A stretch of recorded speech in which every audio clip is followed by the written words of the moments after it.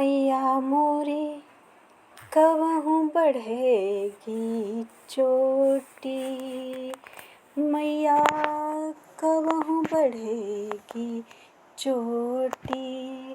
कितनी बेर मोही दूध पियत भई, कितनी बेर मोही दूध पियत भई। यह अजहू है छोटी, यह अजहू है छोटी। मैया कबहू बढ़ेगी चोटी।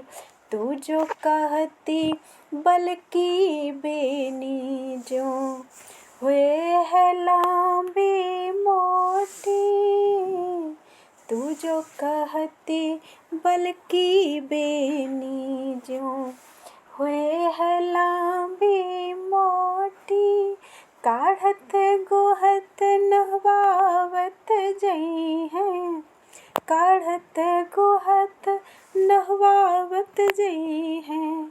नागिन सी भुई लोटी, नागिन सी भुई लोटी। मैया कबहू बढ़ेगी चोटी। काचो दूध पियावती पची पची, काचो दूध पियावती पच पची। देती न माखन रोटी, काचो दूध पियावती पची पची। देती न माखन रोटी। सूरदास त्रिभुवन मनमोहन, सूरदास त्रिभुवन मनमोहन। हरिहलधर की जोटी, हरिहलधर की जोटी। मैया कबहू बढ़ेगी चोटी।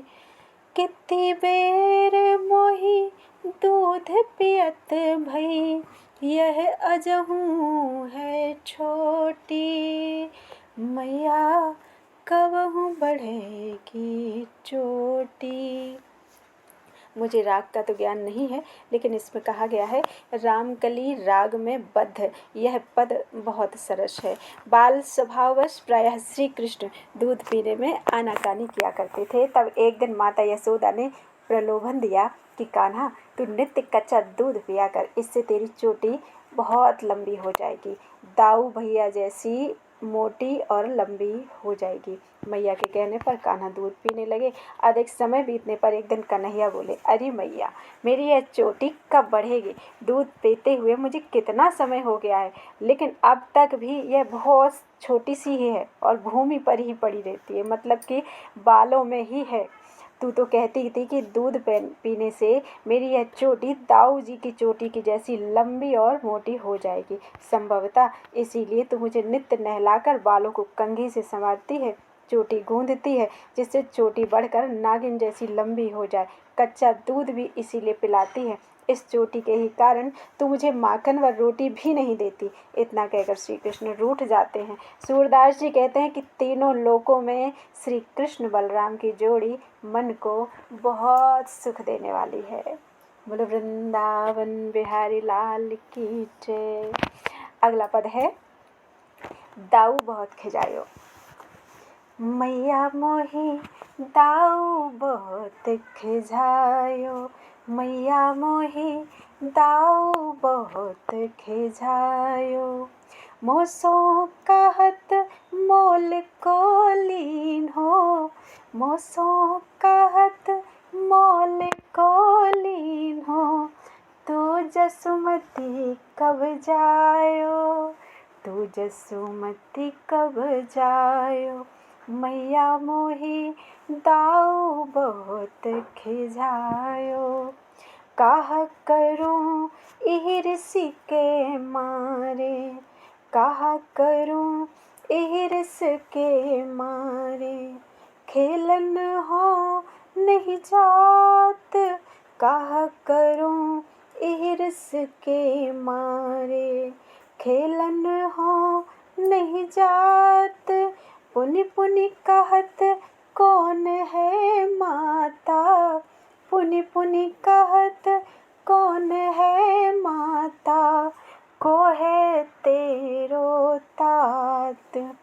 पुनि पुनि कहत कौन है माता, को है तेरो तात। मैया दाऊ बहुत खिजायो, गोरे नंद जसोदा गोरी, तू कत श्यामल गात, गोरे नंद जसोदा गोरी, तू कत श्यामल गात। चुटकी दे दे ग्वाल नचावत, चुटकी दे दे ग्वाल नचावत, हसत सवे मुस्कात। चुटकी दे दे ग्वाल नचावत, हसत सवे मुस्कात। मैया दाऊ बहुत खिजायो, मैया मोही दाऊ बहुत खिजायो। तू मोही को मारन सीखी, दाऊ ही कबहु न खीझे। तू मोही को मारन सीखी, दाऊ ही कबहु न खीझे। मोहन मुख रस की ये बातें, मोहन मुख रस की ये बातें, जसमत सुन सुन रीझे।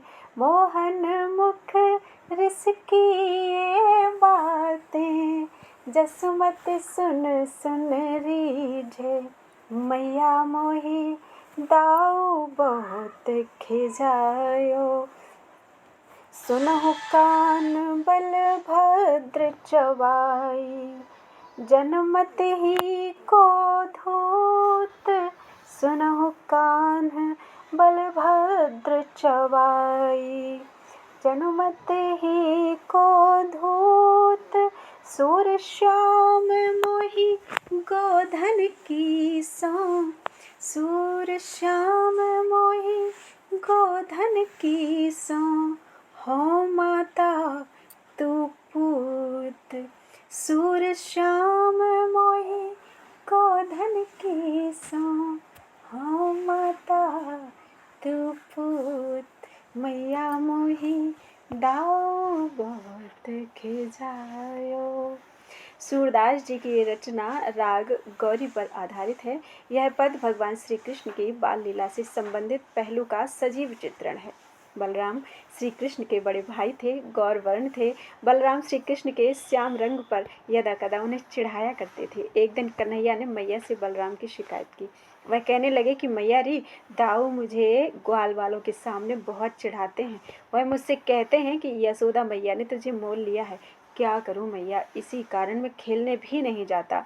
वह मुझसे बार बार कहते हैं कि तेरी माता कौन है और तेरे पिता कौन है, क्योंकि नंद बाबा तो गोरे हैं और मैया यशोदा भी गौरवर्णा है, लेकिन तू सांवले रंग का कैसे है। यदि तू उनका पुत्र होता तो तुझे भी गोरा होना चाहिए। जब दाऊ ऐसा कहते हैं तो ग्वाल वाल चुटकी बजा बजा कर मेरा उपहास करते हैं, मुझे नचाते हैं और मुस्कुराते हैं। इस पर भी तू मुझे ही मारने को दौड़ती है। दाऊ को कभी कुछ नहीं कहती। श्री कृष्ण की रोष भरी बातें सुनकर मैया यशोदा रीझने लगती हैं। फिर कन्हैया को समझा कर कहते हैं कि कन्हैया, वह बलराम तो बचपन से ही चुगलखोर और धूर्त है। सूरदास जी कहते हैं कि जब श्री कृष्ण मैया की बातें सुनकर भी नहीं मानी, तब यशोदा बोली कि कन्हैया, मैं गौओं की सौगंध कहकर कहती हूँ।